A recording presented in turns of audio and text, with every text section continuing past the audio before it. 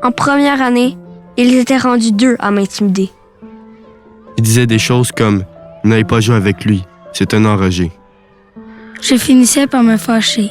Il faisait tout pour m'achaler et me faire enrager. J'ai commencé à m'isoler. Bienvenue à un podcast sur l'intimidation vue par les ados. Dans cette série, on va essayer de faire un portrait de l'intimidation vue par les jeunes. On va discuter avec des adolescents sur différentes formes d'intimidation qu'ils peuvent vivre, des réactions des témoins et des adultes. On va aussi parler des conséquences que ça peut avoir sur les victimes. Bonjour, je suis Jessie Lortiz-Dico, directrice à la Maison des jeunes de Waterville, en compagnie de Maxime Hocheval, coordonnateur à l'animation, et de Tristan et Édouard, 2 adolescents qui fréquentent notre organisme. Comment ça va aujourd'hui, les gars? Bien. Super bien. Donc, j'aimerais savoir, qu'est-ce qui vous a interpellé dans le projet de l'intimidation? Moi, Édouard, pour moi, je trouvais ça important d'expliquer aux plus jeunes puis aux personnes qui prennent plus ça à la légère, c'est quoi vraiment l'intimidation, la décrire au complet. Moi, Tristan, je suis venu au studio B12 pour l'expérience, mais aussi pour parler de l'intimidation, parce que pour moi, l'intimidation devrait pas être pris à la légère par la société. Vous avez raison, c'est tellement un enjeu qui est important, l'intimidation. Il y a plusieurs formes d'intimidation, qu'on parle de violence physique, verbale, de la discrimination, des menaces, de la cyberintimidation, des violences sexuelles, économiques, d'exclusion sociale, etc. Est-ce que vous, les gars, vous avez déjà été témoin ou avez déjà vécu de l'intimidation? Moi, j'ai déjà été témoin d'intimidation. De quelqu'un qui manipulait des premières années, qui faisait faire des gestes de violence par les premières années. Exemple, il demandait à une première année d'aller frapper quelqu'un, étant moi-même un première année dans ce temps-là. Moi, j'ai vécu de l'intimidation pendant 1 an par 2 amis. Puis à chaque jour, il me faisait de l'intimidation, je voulais jamais, j'aimais pas ça, aller à l'école parce que, il m'intimidait, puis c'était pas cool à subir. Mm-hmm. Édouard, toi, tu disais en première année, dans le fond, les élèves qui influençaient, qui intimidaient, c'était quoi tes réactions toi, par rapport à ces situations-là, quand tu les voyais, quand tu les vivais? C'était quoi tes réactions? Quand j'étais en première année... Ouais. Comment tu réagissais face à ça? C'est sûr, j'étais en première année, je me faisais beaucoup influencer. Fait que je pouvais pas choisir moi-même, j'étais vraiment beaucoup influencée. Fait que je peux pas vraiment dire rien à part que je sais pas pourquoi j'ai fait ça. OK. Mais c'est vrai qu'en première année, on est quand même relativement jeune pour être conscient de tout ça. Mais, OK. Puis toi, Tristan, quand tu vivais, toi, c'était en 3e année que tu disais? Ouais. OK. Donc, comment est-ce que ça se passait? Comment tu te sentais par rapport à ça lorsque le matin arrivait? Comment tu te sentais? Je me sentais stressée, puis j'avais pas envie d'encore subir l'intimidation parce que ça allait retourner, puis ça arrêtait jamais, puis il me laissait jamais tranquille un jour. Fait que c'était pas agréable. OK. Mais merci, Guy. Donc, habituellement, comment les gens autour réagissent devant les situations d'intimidation? Que ce soit toi en première année, Édouard, ou n'importe quelle année que vous avez pu observer, toi, Tristan. Comment les gens réagissent face à ça? Sur le coup, souvent, les gens ignorent un peu ce qui se passe. C'est rare que les gens autour, ils s'en mêlent vraiment. C'est sûr que ça peut faire peur de défendre quelqu'un qui se fait intimider parce que tu voudrais pas te faire intimider à ton tour. Puis l'intimidateur c'est peut-être pas que c'est grave et c'est tout, là. Puis, les parents, d'habitude, comment ils réagissent quand ils réalisent que leurs enfants vivent de l'intimidation? Souvent, ils sont fâchés après l'intimidateur. Des fois, ils essayent de protéger leur enfant. Puis parfois, ils appellent les parents de l'intimidateur. Puis des fois, ça tourne mal encore plus. Fait qu'ils appellent l'école, fait que ça peut faire des rumeurs. Puis, c'est pas vraiment cool parce que les gens, tout le monde en parle. Puis, souvent, ils veulent que pas beaucoup de personnes le sachent. Fait que t'as l'impression que ça peut devenir pire un peu pour l'intimider quand toute l'école devient au courant de la situation. Ouais. Je comprends, oui. Les intervenants à l'école, eux, les professeurs, les gens qui travaillent à l'école, comment est-ce qu'ils réagissent lorsqu'un parent leur explique une situation d'intimidation? C'est quoi leur réaction face à ça? Ben, souvent, ils vont rencontrer les jeunes impliqués.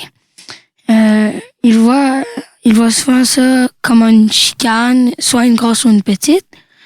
Puis ils demandent de s'excuser, de se réconcilier.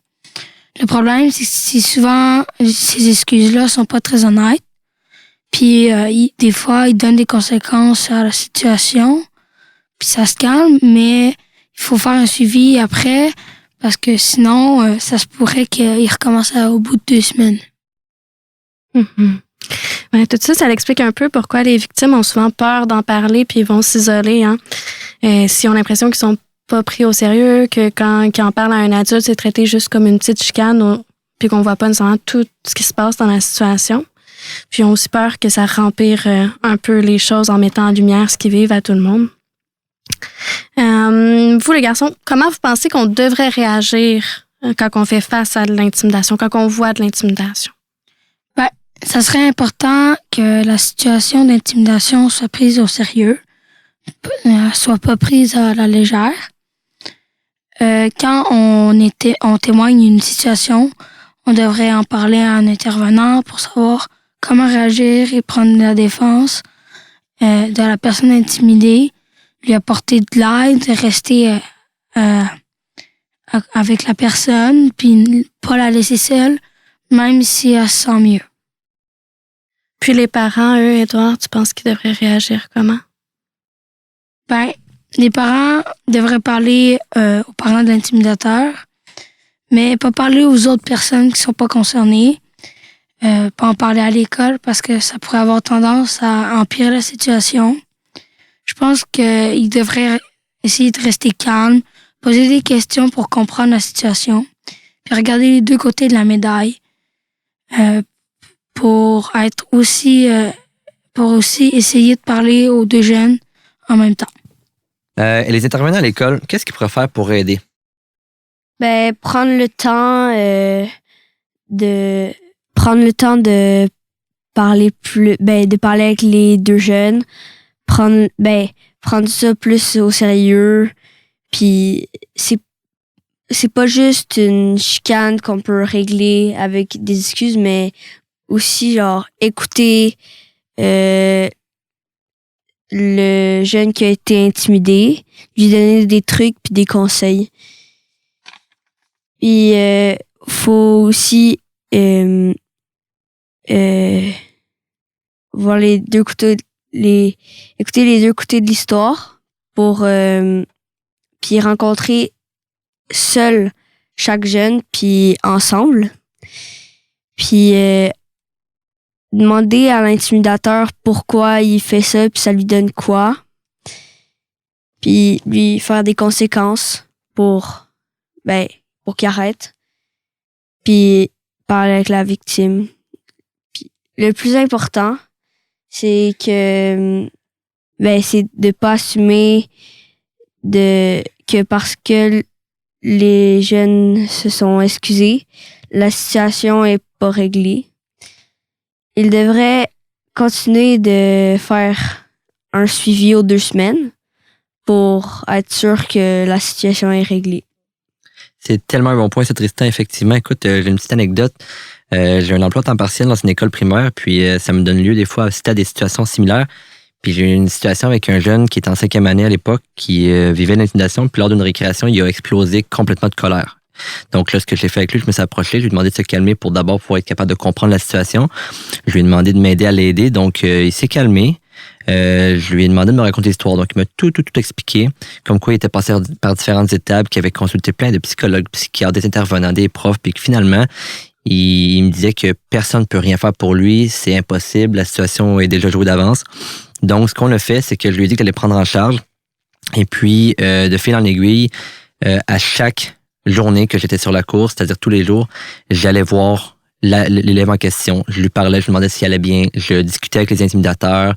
Dans le fond, on les a pas lâchés d'une semelle toute l'année. On était juste toujours autour. Tout le monde savait que les gens concernés, ils savaient qu'on était là, qu'on observait, qu'on maintenait la situation. Donc, au fil du temps, l'intimidation a tranquillement cessé. Puis, l'histoire s'est bien terminée parce que l'année suivante, en 6e année, j'ai continué à faire des suivis. Évidemment, même si ça faisait 1 an, je m'assurais que tout allait bien, que ça ne recommençait pas. Puis, ils ont même réussi finalement à s'entendre, sans devenir des grands amis. Ils se parlaient correctement, puis le jeune en question me disait même que les choses allaient bien, puis qu'il avait du plaisir avec. Donc, ça prouve ton point, Tristan, qu'en effet, de pas prendre ça pour une petite chicane, de gérer ça avec beaucoup de sérieux, de constamment retourner voir. Puis je pense que c'est une belle piste de solution que d'être capable de juste être toujours présent. La présence de l'adulte, puis donner du sérieux à l'histoire vient vraiment beaucoup diminuer la situation d'intimidation sur les élèves. Puis, à la Maison des jeunes, qu'est-ce qu'on peut faire, nous, pour aider? On peut aller voir un animateur et lui en parler de ce qui se passe. Puis aussi faire des activités pour le défouler s'il y a trop d'émotions, comme un peu de boxe, puis aussi des cours de boxe. Super. Puis toi, Édouard, qu'est-ce que tu penses qu'on pourrait faire à la Maison des jeunes?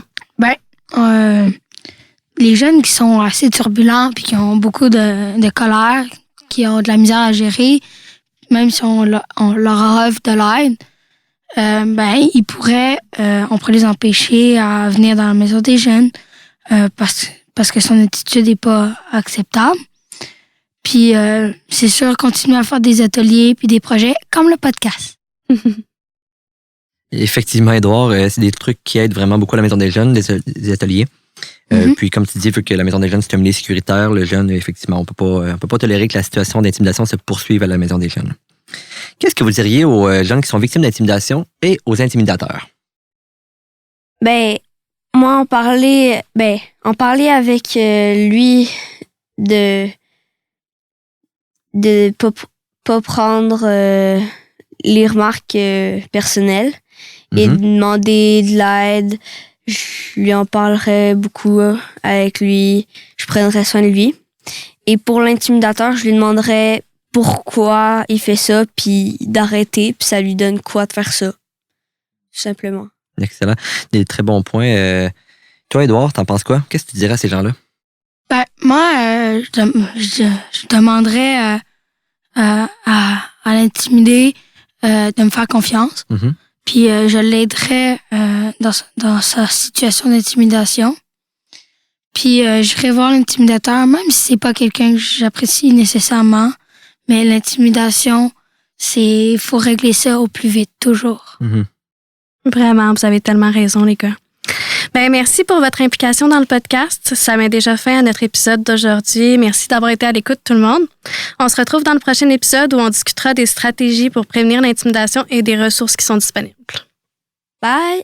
Bye bye!